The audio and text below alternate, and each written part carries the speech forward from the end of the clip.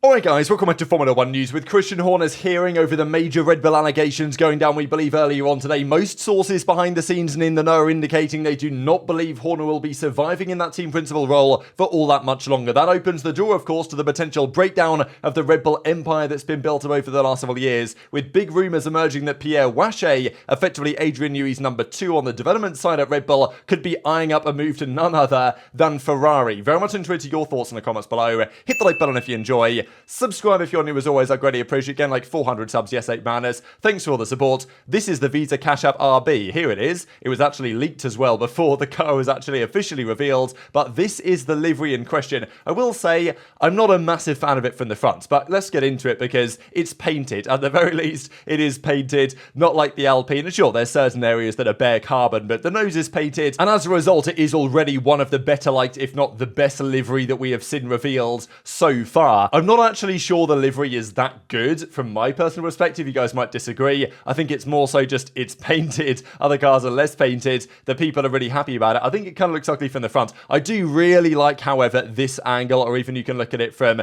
this angle as well. I'm not so keen on the Hugo, the white part on the front side. I wish if that was, if that had the same silvery chrome effect that we'll talk more about here in a second, that might be a bit better. The Cash App logos as well are massive on the front wing and on the rear wing, but from an angle such as this, I think it actually looks really rather nice. And it's not just though about the livery, it also is about the callback in some respects to the Toro Rosso. It's very similar to the old school Toro Rosso liveries, the same colour in a way, and it's confusing, right? Because it looks like a Toro Rosso, if it walks like a duck, quacks like a duck, whatever, then it is a Toro Rosso basically, but they're not calling it that. And it's like, well, there is no real identity of this team because they're not calling it Racing Bulls technically, although I think many of us in the community probably will do still, or we might call it V-Carb. It depends what we're feeling, I suppose. But it's technically not Racing Bulls, but of course it's not Toro Rosso, but they are basically using a Toro Rosso livery. So I think it's good on the whole. I think it's the best that we have seen so far. But really what's interesting about this car is how similar it's going to be to last year's RB19. From the talks we have had so far, this car is basically an RB19 with a Toro Rosso livery, and we can see some evidence of that right here. This is the Red Bull from 2023, the RB19. This is the front suspension of the V-Carb 01, whatever they call it, for 2024, and as you can see, it's exactly the same. They're going down the same suspension route with the pull rod geometry, and as Craig Scarborough goes on to say, it's not just about the suspension that they are taking from Red Bull, buying from Red Bull, but the inboard setup too, the rockers, the springs, the dampers. Arguably, these are worth more lap time than any aero gain with the pull rod suspension design. So this is the key point. The pull rod, apparently, according to some of the engineers that have discussed it, I think even at Alpine they talked about this as well, it's quite difficult to execute from a mechanical perspective, but it does give you major advantages in the mechanical platform in terms of aero consistency over time. If you can keep the car flatter through all corner profiles, you can generate more consistent downforce, and that's how Red Bull have frankly dominated the last couple of years.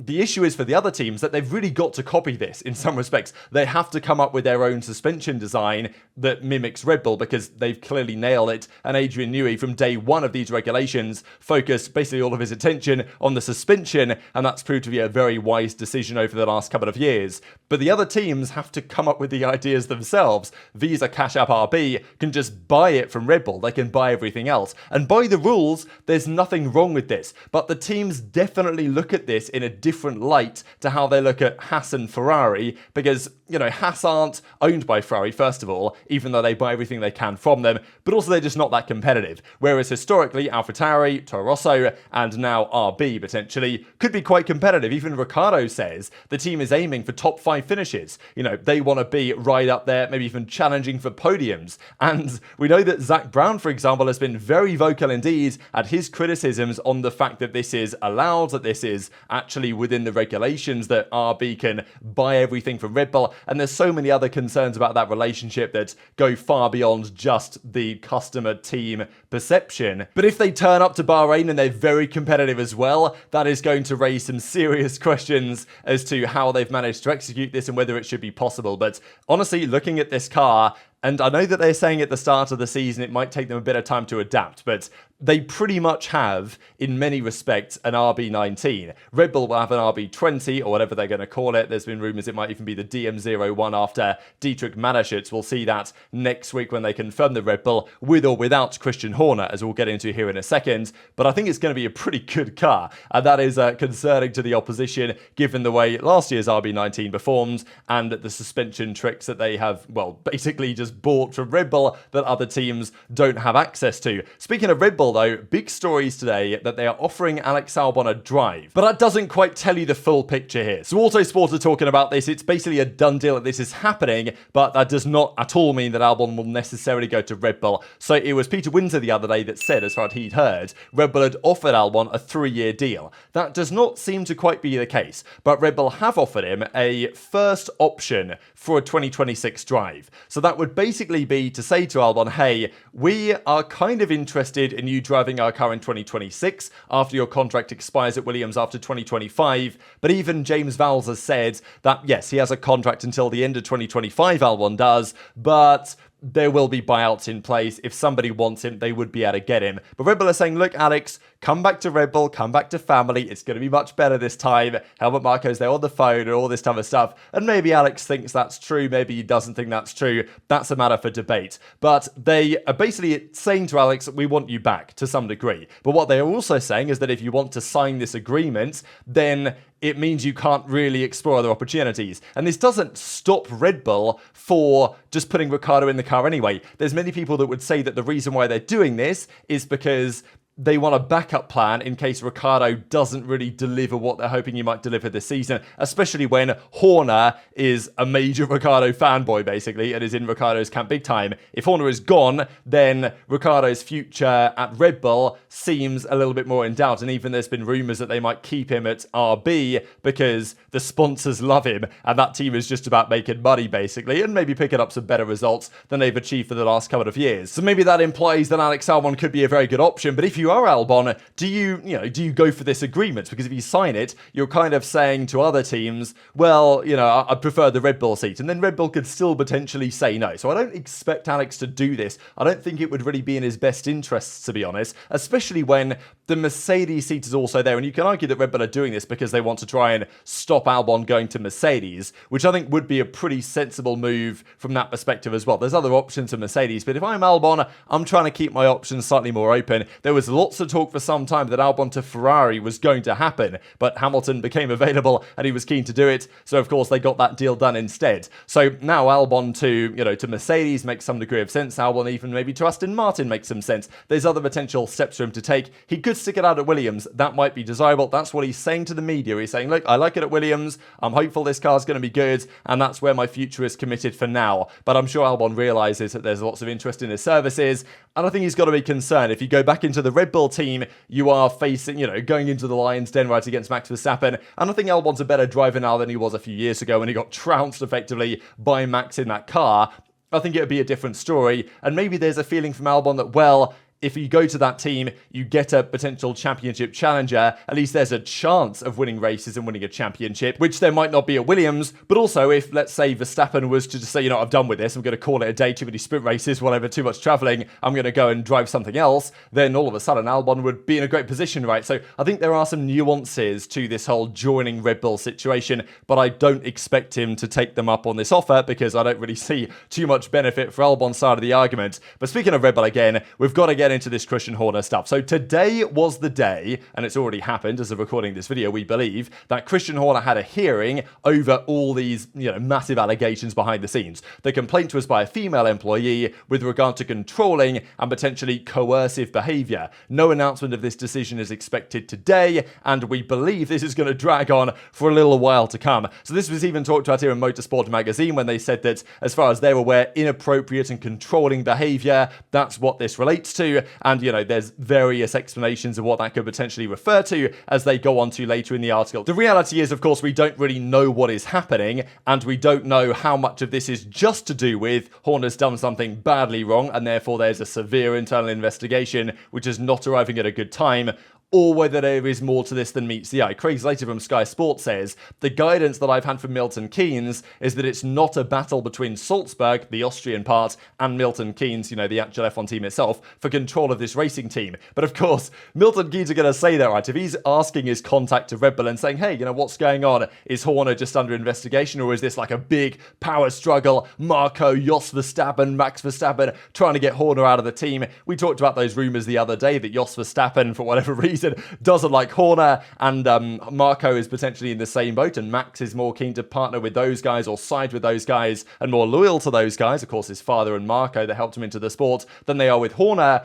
And therefore, there's theories that Horner's being effectively pushed out, and that's the real, story behind this whole controversy, is that whether Horner has or has not done something to the extent of being deserving of the sack, effectively, they're going to find a way to get rid of him anyway. So Craig Slater says that Red Bull say, yeah, nothing about that. It's just a regular kind of investigation that we've got going on here. It doesn't seem that way to me, and of course, Red Bull aren't going to say that there's more to this than meets the eye necessarily. We do get this, though, from the race, that according to their understanding, the team, this is not going to conclude immediately. It's not like they told him today, no, you're gone. They actually had an interview, which could have been at Red Bull's, I think they have at Covent Garden, isn't it, in London. It might have been there, kind of their headquarters or whatever they've got going on down there in London. From what the race understands, Horner was interviewed on Friday as part of the investigation, which is being carried out by an external specialist barrister. So I think that Horner here is trying to go down fighting. Like, I don't know if he knows what's going on behind the scenes. I suspect that he probably does. But if he is going to go down, if he is going to get kicked out of the team that he built for the last 20 years, then he is definitely going to go down fighting. So he's talked to the barrister today. I guess he's trying to put his point across.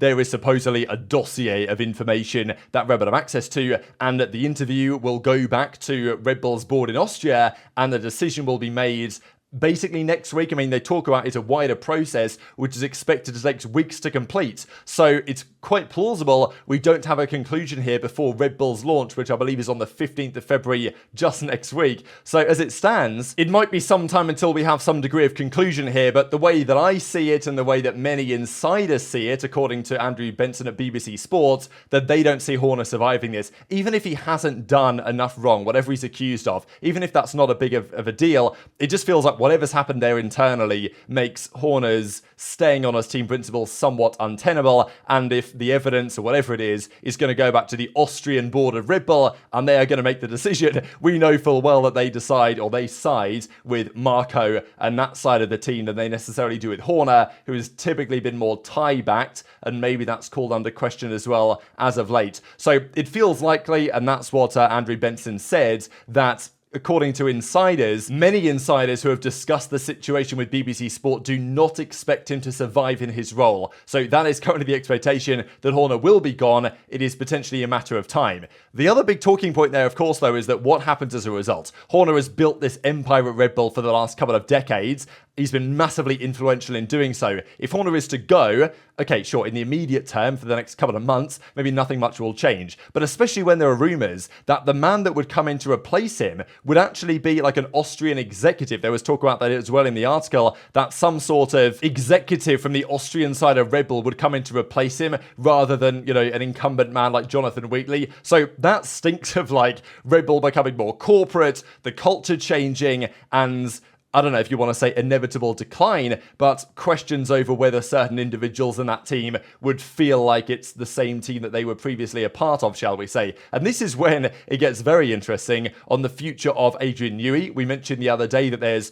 reportedly some sort of relationship between Newey and Horner, such that if Horner was to go, Newey could go as well. Although there's been later kind of analysis saying that more than likely Newey has committed his future to staying, regardless of if Horner is gone or not. But Newey's number two, as it were, the other real top guy, technical director Pierre Wache, may be on his way out of the team as it stands. And this is the quote here that Andrew Benson puts in the article. Ferrari might see the drama inside Red Bull as an opportunity to have another go at luring their chief technical officer. Although the fact that many people in F1 believe, without proof, and that's got to be clarified, that Red Bull's technical director Pierre Wache, effectively Newey's number two, is already on his way to Italy in the not too distant future, that may complicate matters on what people are trying to accomplish here. But have a look at at this, right? Many people in F1 believe. So what does that mean? I know that this has been speculated on before, several months ago now by, just people in the community, F1 Twitter people, talking about maybe Wache to Ferrari or to some other team as a possibility. But if Andrew Benson is reporting on it as many people in F1 believe, that kind of implies people in the know to some extent. People in the paddock or people that he talks to, people behind the scenes have a feeling that Wache to Ferrari is a plausible possibility. Now, he clarifies without proof, like there's no proof, obviously, that this is going to happen or could potentially happen, but that does not mean that there's not some degree of evidence or some sort of, reason behind the theories that seem to be going around. It may not happen, of course, but it's worth keeping in mind that there are now big rumours emerging that Pierre Wache, who is, technical director of Red Bull, who would be a massive scalp to take for any team that could get him, because, Newey obviously gets a lot of the credit, but really Wache and some of those other guys, Monahan among others, do a lot of the heavy lifting over there. If there's rumours that he's on his way to Ferrari, and now Horner is potentially out, and therefore Wache could be the perfect chance, right? If things are, let's say, discombobulated at Red Bull and Ferrari, come along, John Elkann, Fred Vasseur, get on the phone and say, we talked about that a while ago, Pierre, maybe now's a good time to entertain those conversations again. I think it's definitely plausible, right? So Newey gone is unlikely, but some exodus of technical staff at Red Bull, I think, should be expected, frankly, if Horner is to go, and if the internal rift and drama at Red Bull is as severe as we expect it to be. This is not something that's going to have an effect immediately. We're still expecting Red Bull and Max Verstappen to dominate the season. We're probably expecting the Visa Cash App Red Bull 19 copy, basically, to do very well this season. That does not necessarily mean that things are going to last that way at Red Bull forever, especially with those 2026 regulations on the horizon. Just one other thing to mention on this, because I just remembered it actually, on Loic Serra. So you guys might remember Loic Serra, formerly of Mercedes, has been signed to Ferrari to work with them for 2025. There was rumours here back in August that they are trying to use Loic Serra to lure Wache to join them at Ferrari. Because himself and Wache are very good friends, as actually was mentioned here by Schmidt of AMUS. I believe Loic Serra was chosen carefully. He is one of the best friends of Pierre Wache, the technical director at Red Bull. The two often spend hours together in the paddock, even though they are from rival teams. Both are heavy smokers, and they chat there. I'd love to listen in on what they're saying to each other. I think Vasseur is trying to get Wache through this connection. From what I hear from Red Bull, Vasseur has been really going at it and was really close to signing Wache. Maybe he is still trying. Red Bull, they're confident that he's going to stay. So yeah, that actually was a really interesting article that I just found up there, implying that there is, I wouldn't say this is just pure speculation, right? I think there is a lot of evidence to suggest that this is a likely possibility. So very much intrigued to your thoughts, as always, in the comments section below. Just one final funny thing to mention. There was some analysis going around yesterday that Nico Hülkenberg had signed an extension with Haas until the end of 2025, which I'm not sure would be that wise, given, even Mercedes, but also other seats at Audi or elsewhere could be available. And Nico Hülkenberg actually replied here on Twitter to clarify, which is pretty rare for drivers to do, really. Don't believe everything. Someone took a joke a bit too seriously, and actually Alex Harrington comes out and says, I'm so sorry, after interviewing Hülkenberg, I didn't realise that, his response was a joke. So that's now clarified, just a miscommunication. Very much intrigued to your thoughts in the comments below. Hit the like button if you enjoyed. Subscribe if you're new, as always. I greatly appreciate it. Take care of yourselves, and I'll see you next time.